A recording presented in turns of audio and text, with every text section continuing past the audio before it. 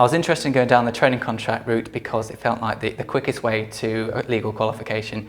I was wanting to do the law degree, which is the traditional route of qualifying, and then doing the legal practice course and the training contract after that. I went to the assessment day and I was accepted for the training contract, and I was also offered a paralegal position at the same time. So I started as a paralegal at the firm, worked at the firm for around 6 months full time, and then I completed my legal practice course at the University of Law in Leeds, and that was 2 days a week. Whilst completing that, I also worked at the firm as a paralegal for 2 days. When that finished, I went back to full-time, and then I started my training contract, which is for 2 years. During that time, you'll experience contentious and non-contentious areas of law. Contentious is where you're usually arguing with someone else, and then non-contentious depends when you're not. When I was doing the training contract, I spent 3 different seats during that time. One was doing personal injury work, one was doing clinical negligence work, and the other was doing private client, which is like wills, tax and trusts. And as I say, during that time you learn from different solicitors, you learn what areas of law you're interested in, and you learn what sort of type of solicitor you want to be as well. Because as I say, you learn things about solicitors that you like, you learn what sort of ways you want to work as well. And as I say, over those 2 years you then mould yourself in the sort of solicitor that you want to be. I decided to go with Wilkin Chapman, probably on the reputation first and foremost, but it was the size of the firm that particularly appealed to me. It wasn't obviously a small firm, so that I knew that there'd be a wide range of opportunities that would be available to me, but by the same token they weren't a really large firm where you probably get lost in 20-25 trainees that have been taken on in that year and you effectively just become a number. I would advise other people who are considering a legal career at Wilkin Chapman to undertake work experience.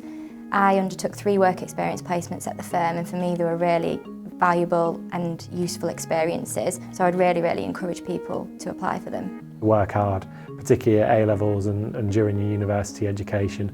If you're able to give yourself a really good sound educational footing, then it'll really make any CV and an application that you file with the firm stand out, and we'll immediately be able to see that you've worked hard through your degree and through your studies generally. So certainly that's the best way that you can make yourself stand out for the firm.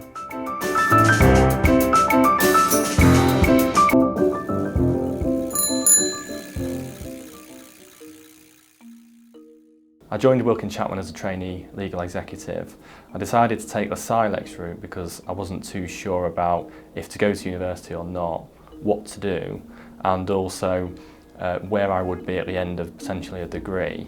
The SILEX route to qualification has allowed me to get a lot of experience throughout my time studying, so it's a good way to put your study into practice, and it allows me to have a real understanding of what I'm actually studying and can understand how it applies in practice. Wilkin Chapman provided a great deal of support to me throughout my studies, and that is in terms of flexibility of working hours to accommodate my studies through to financial contribution. Everybody gets on really well, everybody's really approachable and helpful, whether it's something to do with studying or whether it's something to do with actual working on the job. There's always somebody to ask. It's quite a big firm, and there's always somebody who's been through that sort of thing before and can give you some really good guidance.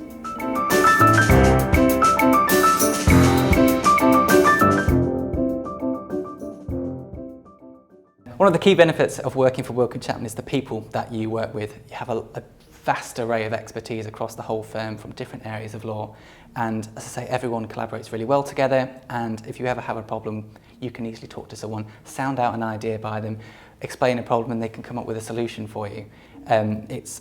It's just helpful having those people around, having that support and having that knowledge that you can turn to anyone as and when you need it. As a trainee solicitor, you do get a free parking permit for offices where you need to park in separate car parks. There are also lots of social events to get involved in. So we have an annual social event which takes place in about September, October every year, where everyone from the firm's invited. There's an annual law dinner in January, which is a black tie event. There are also lots of sporting activities to get involved in. We often submit teams for the Lincoln 10K and Grimsby 10K runs, and there's also charity work to get involved in as well.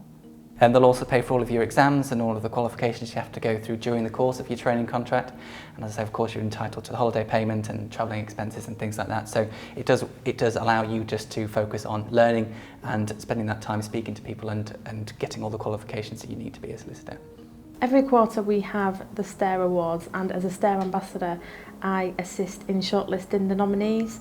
Nominees will have been nominated by colleagues who feel that they've gone above and beyond and met and demonstrated the STAIR values.